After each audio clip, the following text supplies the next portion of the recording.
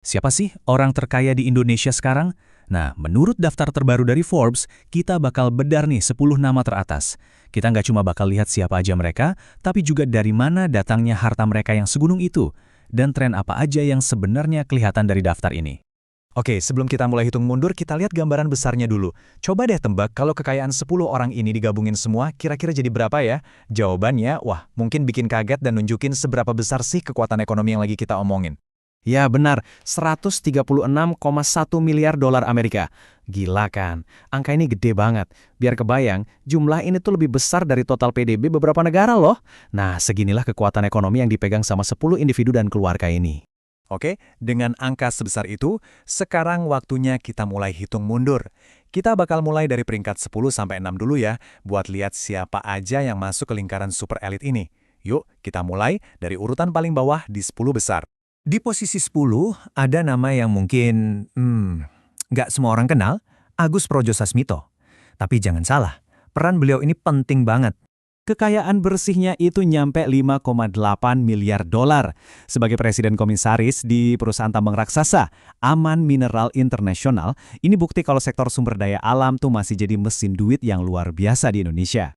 Lanjut di nomor 9, ada Lim Haryanto Wijaya Sarwono, otak di balik Harita Group.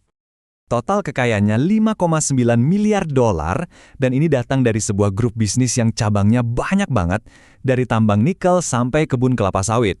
Nah, ini tuh contoh klasik banget gimana model bisnis konglomerasi di Indonesia bisa sekuat itu. Sekarang di nomor 8 ada yang spesial banget nih. Satu-satunya perempuan di daftar 10 besar, yaitu Marina Budiman. Punya kekayaan bersih 7 miliar dolar. Beliau adalah salah satu pendiri sekaligus komisaris di DCI Indonesia. Kehadirannya di sini tuh bukan cuma, ada perempuan, tapi ini sinyal keras kalau ekonomi kita lagi geser ke arah digital dan infrastruktur data. Lanjut ke nomor 7, kita ketemu sama raksasa industri Sri Prakash Lohia. Dengan total kekayaan 8,5 miliar dolar, hartanya ini dibangun dari Indorama, perusahaan global yang dia dirikan. Sumber utamanya, industri petrokimia. Perusahaannya jadi salah satu pemain utama dalam produksi polyester di seluruh dunia. Dan di nomor 6, nah ini dia, ada koneksi yang menarik banget.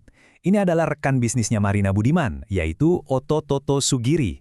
Kekayaannya 9,8 miliar dolar. Sebagai CEO di Chia Indonesia, posisinya ini negasin satu hal penting. Artinya, 2 dari 10 orang terkaya di negeri ini datang dari satu perusahaan data center yang sama. Kebayangkan seberapa bernilainya infrastruktur digital sekarang? Oke, kita udah lewatin setengah jalan. Sekarang, kita masuk ke 5 besar. Nah, di sini levelnya beda. Yuk, kita pelan-pelan bedah lebih dalam siapa sih para pemain utama yang benar-benar megang kendali ekonomi Indonesia. Di peringkat kelima, ada Tahir dan keluarga. Dengan kekayaan 10,5 miliar dolar, Mayapada Group yang ia dirikan punya bisnis yang luas banget. Mulai dari bank, rumah sakit, properti, sampai media. Sekarang, kita bakal lihat kekuatan keluarga yang, wow, luar biasa. Di peringkat 4 ada Michael Hartono dengan kekayaan 19,5 miliar dolar. Tapi tunggu dulu, saudaranya ada di posisi yang lebih tinggi lagi. Di nomor 2 ada Robert Budi Hartono dengan 20,3 miliar dolar. Bersama-sama, Hartono bersaudara ini menguasai 2 pilar utama ekonomi Indonesia, sebagai pemilik raksasa rokok Jarum dan pemegang saham mayoritas bank swasta terbesar di Indonesia BCA. Nah, yang nyelip di antara Hartono bersaudara di posisi ketiga ada Lau Tak Kwong yang sering banget dijuluki Raja Batubara. Kekayaannya yang mencapai 20,2 miliar dolar ini asalnya dari Bayan Resources, perusahaan tambang batubara miliknya. Ini sekali lagi nunjukin kalau energi fosil masih jadi sumber kekayaan yang masif di Indonesia. Oke, kita udah bahas nomor 10 sampai 2. Robert Budi Hartono udah deket banget sama puncak. Lau Tak Kwong juga. Tapi pertanyaannya sekarang, siapa yang bisa ngalahin mereka semua dan jadi orang nomor 1 terkaya di Indonesia? Dan di puncak daftar, orang terkaya nomor 1 di Indonesia adalah Prajogo Pangestu, seorang Taipan yang membangun kerajaannya di industri petrokimia dan energi. Tapi yang bikin posisinya ini luar biasa adalah, lihat deh jaraknya sama yang lain. Dengan kekayaan 28,6 miliar dolar, Prajogo Pangestu punya selisih lebih dari 8 miliar dolar dari peringkat 2. Jauh banget kan? Jarak ini nunjukin betapa suksesnya portofolio bisnisnya, yang sekarang juga mulai merambah ke sektor energi terbarukan. So, setelah kita lihat daftarnya dari 10 sampai 1, apa sih sebetulnya yang bisa kita pelajari dari sini? Yuk kita bedah tren-tren dan koneksi menarik di balik angka-angka ini. Nah, duit sebanyak itu datangnya dari mana aja? Coba kita lihat. Sektor-sektor lawas kayak pertambangan dan perbankan jelas masih jadi tulang punggungnya. Porsinya paling besar. Tapi, lihat deh potongan yang ini. Teknologi dan data.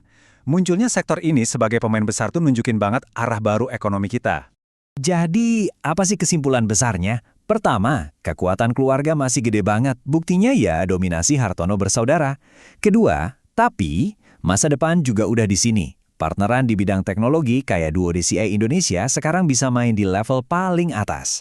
Dan terakhir, ada paradoks yang menarik. Di satu sisi, posisi puncak didominasi oleh visi energi masa depan, tapi di sisi lain, pondasi kekayaan Indonesia secara umum masih sangat bergantung pada sumber daya alam dari masa lalu.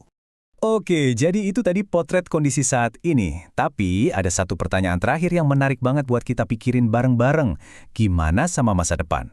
Dengan teknologi yang makin ngebut, apakah wajah-wajah di daftar ini bakal berubah total 10 tahun lagi? Dan kira-kira siapa ya yang bakal jadi pendatang baru?